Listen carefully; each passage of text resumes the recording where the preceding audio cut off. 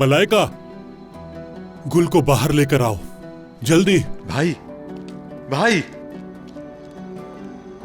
भाई, अल्लाह के वास्ते, हमने पहले भी इस बारे में बात की थी ना? हाँ जिहान, की थी बात। तुमने अपनी बात की थी, लेकिन मेरा फैसला आखिरी फैसला है। मैं जानता हूं वो तुम्हारी औलाद है, उसको नहीं छोड़ सकते, लेकिन जो कुछ मेरी औलाद के साथ हुआ वो मैं कभी नहीं भुला सकता, कभी नहीं।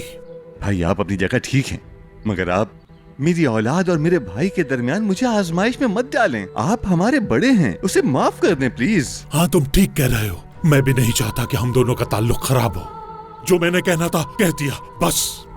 भाई आपसे माफी मांग लेगी वो। भाई प्लीज ऐसा मत करें, आप तो बड़े हैं ना। यारिन आपसे माफी मांग लेगी, आप उसे माफ कर दीजिएगा, ठीक है? भाई देखिए, बच्चों से गलती हो जाती है, कसम से उसे अपनी गलती का एहसास है, आप उसे माफ कर दें। हाँ प्लीज भाई, खुदा के लिए प्लीज।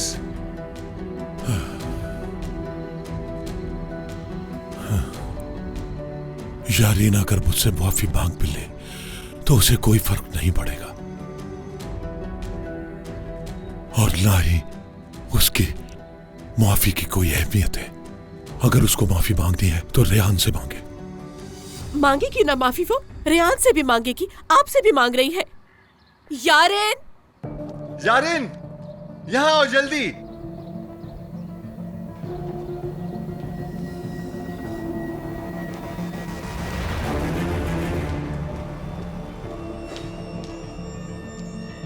इधर आओ।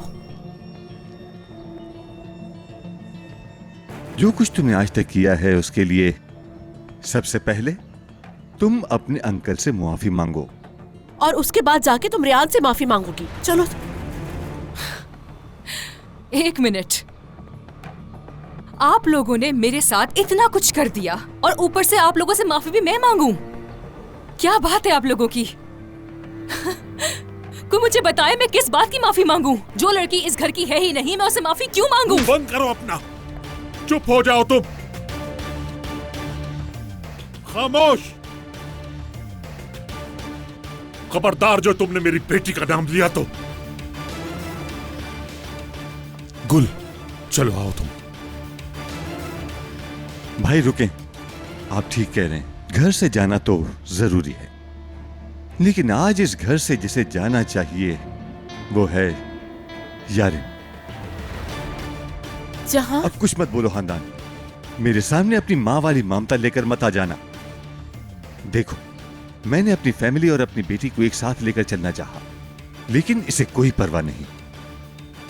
हारून, यारिन को ले जाओ, और आज के बाद चाहे कुछ भी हो जाए तुम इस घर में दाखिल नहीं हो सकती। यारिन, गलती हमारी है कि हम तुम्हें कुछ सिखा नहीं सके, इसलिए हमसे दूर चली जाओ और वहां जाकर जो करना है करो।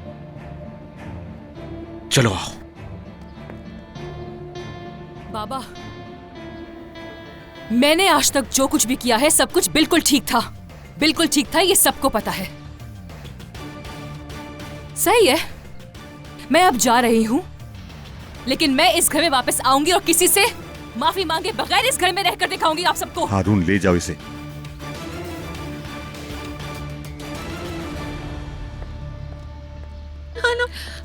खानदान, खानदान, तुम ठीक तो हो ना? एलिफ, खुद को ऐसे बच्चों की तरह कमरे में बंद मत करो, बाहर आओ, बात करते हैं। देखो, जो भी मसला है उसका हल निकालेंगे हम। मैं बात नहीं करना चाहती आजाद, मुझे अकेला छोड़ दो। एलिफ देखो। आजाद साहब,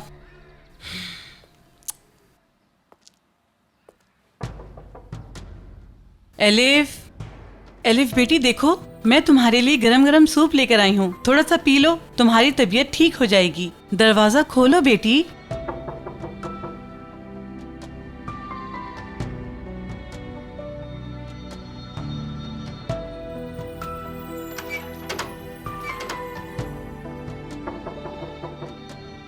ठीक है, आप जाए, मैं देख लेता हूँ।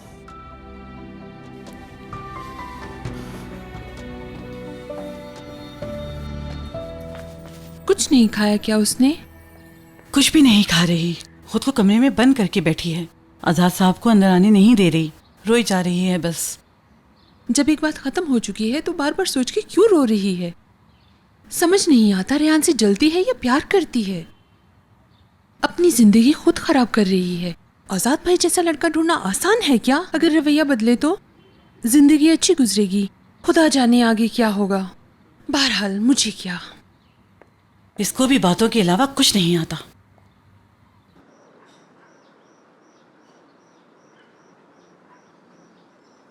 शाम होते रेहान मेरी गोदी में अपना सर रख दिया करती थी और सो जाया करती थी। उसकी अम्मी नाराज होती थी, कहती थी इसको उठाओ, खाना खा ले, भूखी मत सोए। उसकी अम्मी परेशान होती थी क्योंकि भूखी सो गई, लेकिन उसको मैं उठा नहीं सकता था नींद से। खैसर भाई, मेरी बेटी के सबसे अच्छे दिन थे वो। बाबा उससे नाराज नहीं हुआ करते थे, यारीन उसको तंग नहीं करती थी, कोई परेशानी नहीं होती थी मेरी बेटी को।